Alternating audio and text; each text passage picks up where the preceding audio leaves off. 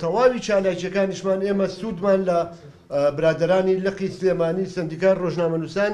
وەرگرتووە کە بە سلفە بە قەرز هاوکاریی مادیان کردوین. بۆیە بە پێویستی دەزانین ئەوە ڕوونکەینەوە هەتاکو ئێستا ئەنجومەنی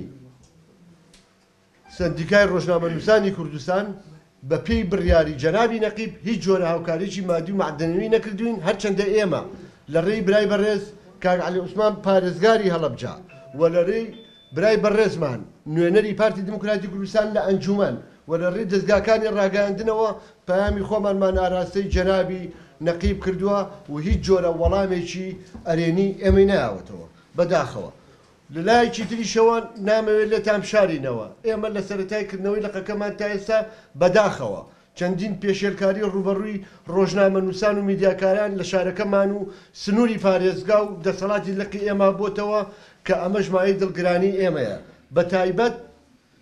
لە کاتی بەڕێوەچوونی خۆپیشاندانەکانی ئەم دوایانەی شاری هەڵەبجە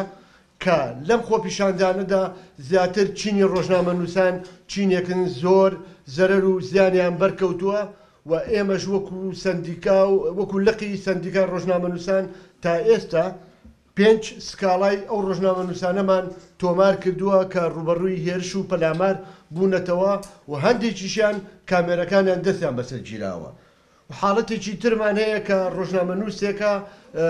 بە هۆی ژمارەیەکی موبایلی دیاریکراو کە لایەن خۆمان و نووسراوە و پارێزراوە هەڕەشەی کوشتن و ترس و تۆقاندنی ئاراستە کراوە.